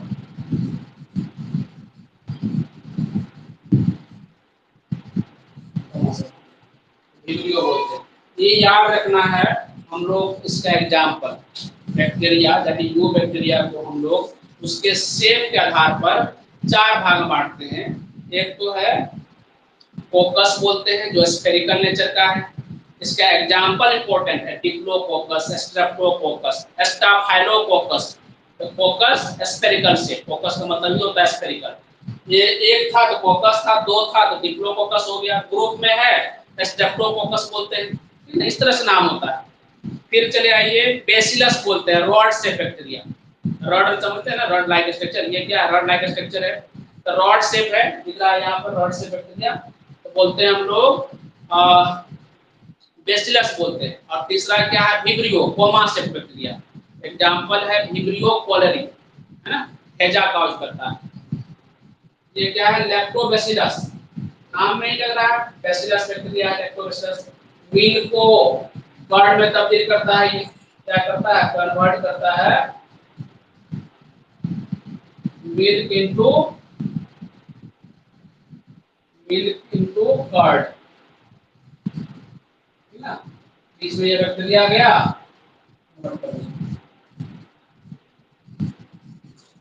ये क्या है, स्पेरिलियम बोलते हैं, स्पाइरल शेप है, ये क्या है स्पाइरल शेप, ये स्पेरिलियम बैक्टीरिया है, स्पेरिलियम, स्पेरिलियम बोलते हैं। Cells are coiled in spiral shape, नाम है स्पेरिलियम, आमीन पड़ गया। स्प्रिंग के जैसा होता है ये, है ना, ये ऐसा शेप करेगा बैक्टीरिया, ऐसा शेप कराता है, ये दिख रहा है, ये वाला दिख रहा है आपको, स्पाइरल शेप, है ना। ये तो आपको पढ़ना नहीं है, इसको छोड़ दीजिएगा, है ना। याद रह गया तो ठीक है, नहीं तो कोई बात नहीं है। 4 मेंशन किया आपके एनसीईआरटी, 4 को ध्यान रखना। स्टार्केट में देखते हैं, ये स्टॉक है, ये बैक्टीरिया का बॉडी है ये, और ये स्टॉक बोलते हैं, है ना, तो स्टार्केट हो गया। एक होता है बर्डिंग, ये बर्डिंग, ये बैक्टीरिया है, और ये देखिए छोटा छोटा बर्ड निकल गया तो नाम हो गया बर्डिंग टाइप बैक्टीरिया। एग्जांपल याद रह गया तो ठीक है, नहीं भी रहा तो कोई दिक्कत नहीं है, ये सिलेबस से बाहर आता है, पहले पुराना एनसीईआरटी में था। अब देखिए जो बैक्टीरिया को हम लोग नंबर ऑफ फ्लैजिला के आधार पर हम लोग जो है अलग अलग नाम देते हैं। जैसे कि फ्लैजिला एब्सेंट है, फ्लैजिला क्या काम करेगा, लोकोमोशन मदद करेगा बैक्टीरिया को, एक जगह से दूसरे जगह पहुंचने में मदद करेगा। तो अगर यदि फ्लैजिला एब्सेंट है तो बोलते हैं ए ट्राइकस बोलते हैं, क्या बोलते हैं इसको, ए ट्राइकस बोलते हैं, फ्लैजिला एब्सेंट। अगर एक फ्लैजिला है तो बोलते हैं मोनोट्राइकस बोलते हैं, क्या बोलते हैं, मोनोट्राइकस। अगर यदि 2 फ्लैजिला है और दोनों अपोजिट एंड पर है तो बोलते हैं एम्फीट्राइकस। लोकोट्राइकस में होता है कि फ्लैजिला एक ही जगह से निकला है, लेकिन क्या है, टफ्ट में निकला है, गुच्छा में निकला है, टफ्ट ऑफ फ्लैजिला, टफ्ट बोलते हैं, है ना। और 2 टफ्ट है तो बोलते हैं सिफेलोट्राइकस, सिफेलोट्राइकस बोलते हैं। और पूरे बॉडी पर यदि फ्लैजिला है तो बोलते हैं पेरिट्राइकस। ये कुछ नाम है जो वर्ड है आपको पहचानने के लिए आना चाहिए, है ना, इसको ध्यान रखिएगा। क्या सब बोले, on the basis of number of flagella, या फ्लैजिला है कि नहीं है इसके आधार पर बैक्टीरिया को हम लोग अलग अलग ग्रुप में बांटते हैं। एक होता है ए ट्राइकस, फ्लैजिला एब्सेंट, ए मतलब विदाउट हो गया, फ्लैजिला एब्सेंट। एक है मोनोट्राइकस, एक फ्लैजिला है तो मोनो नाम देते हैं। एक होता है एम्फी, एम्फी मतलब होता है बोथ, बोथ एंड पर, इधर भी फ्लैजिला है इधर भी फ्लैजिला है तो नाम हो गया एम्फीट्राइकस। एक होता है पेरिट्राइकस, पूरे बॉडी पर फ्लैजिला है, चारों साइड से दिख रहा है ना, दैट इज पेरिट्राइकस।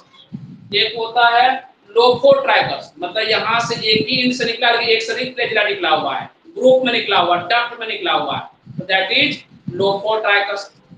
ठीक ना। एक होता है सिफेलोट्राइकस, इसमें क्या होता है, इधर भी पूछा इधर भी पूछा, ये टर्म ध्यान रखना। तो बेस्ड ऑन प्रेजेंस और absence of flagella there are the following type होता है जो बैक्टीरिया। एक होता है ए ट्राइकस नो फ्लैजिला, देखिए monotrichous one flagella, amphitrichous one at each side, total two flagella. फिर क्या है लोपोट्राइकस, टर्म या ग्रुप ऑफ फ्लैजिला रहेगा एट वन इन, ये ध्यान रखना वन इन पड़ेगा। सिफेलोट्राइकस में टू टर्म रहेगा, दो ग्रुप रहेगा और दो इन पड़ेगा, इस इन पड़ेगा, और पेरिट्राइकस में क्या है पूरे बॉडी पड़ेगा। और बैक्टीरिया को हम लोग पहचानने के लिए एक तरीका इजाद किया गया था, वो ग्राम स्टेन है ना। एक साइंटिस्ट थे जिसका नाम था क्रिश्चियन डी ग्राम। क्या नाम था? क्रिश्चियन डी ग्राम नाम का साइंटिस्ट बैक्टीरिया को अलग अलग पहचानने में मदद करने वाला केमिकल्स का खोज किए, that is called Gram stain है ना। Gram positive Gram negative bacteria में ये टोटल बैक्टीरिया को डिवाइड किए। कुछ कैरेक्टरिस्टिक फीचर शो कर रहा था क्या, कि जो स्टेन जो कलर, स्टेन का मतलब होता है कलरिंग एजेंट, जैसे बाल में लगाता है लो डाई, दैट इज क्या है कलरिंग एजेंट है ना। तो जो बैक्टीरिया कलर पकड़ लिया तो that is called gram positive bacteria, जो बैक्टीरिया कलर नहीं पकड़ा तो that is called gram negative bacteria. तो ये इसका कुछ प्रोसीजर है, आपके एनसीईआरटी में ज्यादा नहीं पढ़ाया है, हम भी ज्यादा डिटेल नहीं गए हैं, लेकिन जितना पॉइंट यहाँ पर दे रहे हैं कि अगर उसको समझ लिए तो आपको ग्राम पॉजिटिव ग्राम नेगेटिव में समझने में आसानी रहेगा, कंफ्यूजन नहीं होगा, आराम से वो डिस्टिंग्विश कर सकते हैं, है ना। कुछ एग्जांपल याद रखना पड़ेगा। Most of the bacteria are Gram negative bacteria. Gram negative bacteria किसको बोलेंगे, तो ग्राम स्टेन में जिस बैक्टीरिया को डालने के बाद और कुछ प्रोसीजर करते हैं, वो प्रोसीजर कंप्लीट होता है, कलर नहीं पकड़ा तो ग्राम नेगेटिव। ग्राम स्टेन में डालने के बाद अगर बैक्टीरिया कुछ और प्रोसीजर से गुजरता है, क्या है वो देखेंगे हम लोग, तो वो प्रोसीजर से गुजरने के बाद भी अगर कलर पकड़े हुआ तो ग्राम पॉजिटिव है ना। कलर पकड़ा पॉजिटिव हो गया, कलर नहीं पकड़ा नेगेटिव हो गया, है ना। अभी कोरोना वायरस का जिसके पास स्ट्रेन है तो बोलते हैं पॉजिटिव है, जिसके पास नहीं है तो नेगेटिव है। ऐसे ही कलर पकड़ा मतलब that is called Gram stain. Gram stain पकड़ लिया कोई बैक्टीरिया, बैक्टीरिया का सेल वॉल से चिपक गया तो बैक्टीरिया को कलर कर दिया तो दैट इज ग्राम पॉजिटिव, जो नहीं किया दैट इज ग्राम नेगेटिव। तो दुनिया में most of the bacteria Gram negative है, और ग्राम नेगेटिव बैक्टीरिया जो है ज्यादा खतरनाक होता है ग्राम पॉजिटिव की तुलना में, हम लोग देखेंगे आगे की स्लाइड है ना। तो ये ग्राम स्टेनिंग का काम कौन किया था, उस साइंटिस्ट का नाम था क्रिश्चियन डी ग्राम, साइंटिस्ट का ही नाम था ग्राम, उसी के नाम पर पड़ गया ग्राम पॉजिटिव और ग्राम नेगेटिव। इसमें क्या होता है इस प्रोसीजर में, एक जो है कलर है, कलरिंग एजेंट है, हम लोग बोलते हैं उसको सॉल्यूशन ऑफ क्रिस्टलाइन वॉलेट बोलते हैं, है ना। करा क्रिश्चियन डी ग्राम डेवलप किया था technique to stain the bacterial cell. क्या था, कोई भी बैक्टीरिया है उसको इस सॉल्यूशन के अंदर, और इसी को ग्राम सॉल्यूशन बोलते हैं, ग्राम स्टेन बोलते हैं इसको, सॉल्यूशन ऑफ क्रिस्टलाइन वॉलेट बोलते हैं। क्या था ये solution of crystalline violet that is called Gram stain. इसके अंदर बैक्टीरिया को डाला, बैक्टीरिया कलर हो गया ब्लू कलर, है ना। ब्लू कलर तो अभी जो भी बैक्टीरिया को स्टेन में डाला जाएगा तो वो सब ब्लू दिखेगा, इसके आधार पर ये नहीं कहेंगे सब पॉजिटिव है। उसके बाद फर्दर एक स्टेप है, स्टेप क्या है, उस ब्लू बैक्टीरिया को जो ग्राम स्टेन में डालने से ब्लू हुआ है उस बैक्टीरिया के ऊपर फर्दर प्रोसेस करते हैं। वो प्रोसेस क्या है, वो ब्लू बैक्टीरिया मतलब bacteria with solution of crystalline wallet, इस बैक्टीरिया को क्या करते हैं, आयोडीन सॉल्यूशन जो 0.5% सॉल्यूशन होता है उसमें मिलाते हैं, और उस मिले हुए बैक्टीरिया के ऊपर अल्कोहल डालते हैं, अल्कोहल में वॉश करते हैं। अगर यदि कलर रह गया तो ग्राम पॉजिटिव, नहीं रहा तो ग्राम नेगेटिव। क्या बोले हम, ध्यान से सुनिए। क्रिश्चियन डी ग्राम एक colouring agent that is called Gram stain का खोज किया, जिसका नाम क्या था, सॉल्यूशन ऑफ क्रिस्टलाइन वॉलेट, या इसको आप याद रख लीजिए ग्राम स्टेन। नाम याद रह जाता है, सॉल्यूशन ऑफ क्रिस्टलाइन वॉलेट तो ठीक है, नहीं याद रहा तो ग्राम स्टेन, जिसमें क्या हुआ बैक्टीरिया को डाला, तो चाहे वो कोई भी बैक्टीरिया हो सभी कलर क्या पकड़ता है, ब्लू पकड़ता है। तो चलो ब्लू कर दिए। अब वो ब्लू बैक्टीरिया के ऊपर ना आयोडीन का सॉल्यूशन डालते हैं, 0.5% आयोडीन सॉल्यूशन में मिलाते हैं।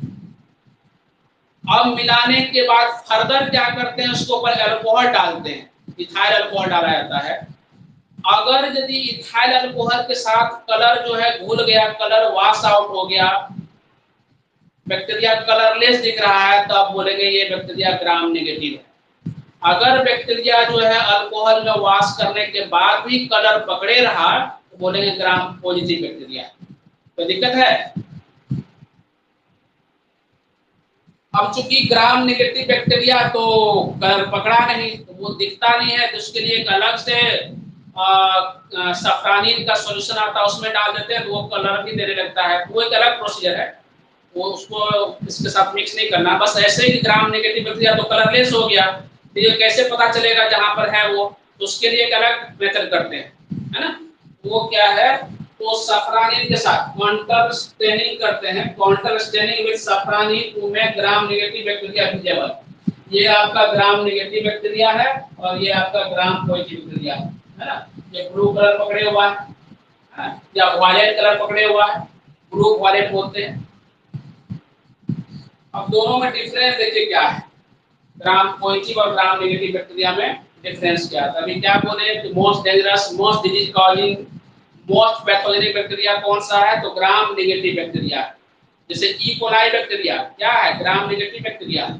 टाइफाइड का कॉजिंग बैक्टीरिया क्या है, ग्राम नेगेटिव बैक्टीरिया, है ना। तो बहुत सारा बैक्टीरिया जो डिजीज कॉज करता है, हम लोग तो बहुत सारा बैक्टीरिया हम जानते हैं, तो ग्राम नेगेटिव है ना। मैक्सिमम बैक्टीरिया ग्राम नेगेटिव है। देखिए इधर बैक्टीरिया रिटेन ब्लू और purple colour after gram staining, है ना। तो क्या बोलेंगे, ग्राम पॉजिटिव बोलेंगे। और जो रिटेन नहीं करेगा वो क्या होगा, ग्राम नेगेटिव कहलाया, है ना। कलर रिटेन नहीं किया, कलर को रखा नहीं, ये कलर को रखा पकड़े रहा। पर cell wall is smooth and 20 to 80 mm thick होता है। जो ग्राम पॉजिटिव बैक्टीरिया का सेल वॉल है वो क्या है, स्मूथ है। स्मूथ करने का मतलब क्या हुआ, इस टाइप का है, बिल्कुल ऐसे बोलते हैं स्मूथ। लेकिन इसका सेल वॉल क्या है, वेबी है, मतलब इस तरह का सेल वॉल है ना, ये वेबी बोलते हैं, इरेगुलर है। और सेल वॉल थिन होता है ग्राम नेगेटिव बैक्टीरिया का। ग्राम पॉजिटिव बैक्टीरिया का सेल वॉल थिक है, 20 to 80 नैनोमीटर है। इसका तो मात्र 8 से 12 या 10 से 12 नैनोमीटर बोलते हैं। तीसरा बात क्या है, urine content is 70 to 80% and fat less होता है। और यूरिन कंटेंट क्या है, 10 to 20% है, और लिक्विड भी कम रहता है, तो लिक्विड ज्यादा रहता है। अब ये म्यूरिन होता है, केमिकल कंपाउंड है जो बैक्टीरिया के सेल वॉल में मिलता है, म्यूरामिक एसिड का बना रहता है म्यूरिन, है ना। तो म्यूरिन कंटेंट जो है ग्राम पॉजिटिव बैक्टीरिया में क्या होता है, बहुत ज्यादा होता है, यहाँ पर कम रहता है, ध्यान रखना है। एक और भी है केमिकल कंपाउंड, टेकोइक एसिड बोलते हैं। तो टेकोइक एसिड भी मिलता है सेल वॉल में, और टेकोइक एसिड यहाँ पर एब्सेंट रहता है ना। कारण मेसोसोम आर प्रोमिनेंट, मेसोसोम समझते हैं हम लोग, इन फोल्डिंग्स ऑफ प्लाज्मा मेम्ब्रेन, है ना। ये क्या है, इन फोल्डिंग्स ऑफ प्लाज्मा मेम्ब्रेन है, इन फोल्डिंग्स ऑफ प्लाज्मा मेम्ब्रेन तो हम लोग मेसोसोम बोलते हैं। तो मेसोसोम जो है प्रोमिनेंट मिलेगा यहाँ पर, है ना, पॉजिटिव में, और यहाँ क्या है, मेसोसोम बहुत कम मिलेगा, लेस अमाउंट में। और क्या ये कहते हैं, ससेप्टेबल टू एंटीबायोटिक्स, एंटीबायोटिक्स के प्रति जो है ग्राम पॉजिटिव बैक्टीरिया ससेप्टेबल होता है, मतलब वीक होता है। एंटीबायोटिक डालेंगे तो वो खत्म हो जाता है बहुत जल्दी, लेकिन ग्राम नेगेटिव बैक्टीरिया एंटीबायोटिक के प्रति क्या होता है, रेसिस्टेंट होता है ना। एंटीबायोटिक से जल्दी मरता नहीं है, मरता तो है लेकिन जल्दी नहीं मरता है, रेसिस्टेंस शो करता है, तो रेसिस्टेंस टू एंटीबायोटिक्स। और ये देख रहे हैं मोस्टली पैथोजेनिक है ना, डिजीज कॉजिंग बैक्टीरिया होता है ग्राम नेगेटिव। और ये क्या है, मोस्टली नॉन पैथोजेनिक बैक्टीरिया होता है, राइट। जैसे स्यूडोमोनास फुटिडा, स्यूडोमोनास फुटिडा डिजीज कॉज नहीं करता है, ग्राम पॉजिटिव बैक्टीरिया है ना। तो ये था अपना आज तक का लेक्चर। टाइम भी खत्म हो रहा है, फिर घंटा लग गया। और नेक्स्ट लेक्चर में थोड़ा रिवीजन करा करके फिर जो है हम लोग पढ़ेंगे किंगडम प्रोटिस्टा के बारे में। किंगडम मोनरा लगभग खत्म है, थोड़ा रिवीजन करा देंगे, ग्राम पॉजिटिव नेगेटिव क्या है, फिर जो है किंगडम मोनरा हम लोग लेक्चर शेयर करेंगे। आप एनसीईआरटी को पढ़िएगा, अभी हम पीडीएफ भेज देते हैं, 10-20 मिनट चला जाएगा, और इसको नोट डाउन कीजिएगा। दूसरी बात कि एनसीईआरटी को लाइन बाय लाइन पढ़िएगा, है ना, फिर इससे मैच कराइएगा, मिलेगा लेक्चर ध्यान सुनिएगा, बहुत आसान हो जाएगा टॉपिक, राइट। मिलते हैं। और टेस्ट के लिए लिविंग वर्ल्ड पढ़ना स्टार्ट कीजिएगा, 2 बार पढ़ के रखिएगा, क्वेश्चन से बना के रखिएगा। लिविंग वर्ल्ड का टेस्ट जो है मोस्ट प्रोबेबली है कि 2-3 दिन के अंदर जो है हो जाएगा, है ना। ठीक है, मिलते हैं नेक्स्ट लेक्चर में।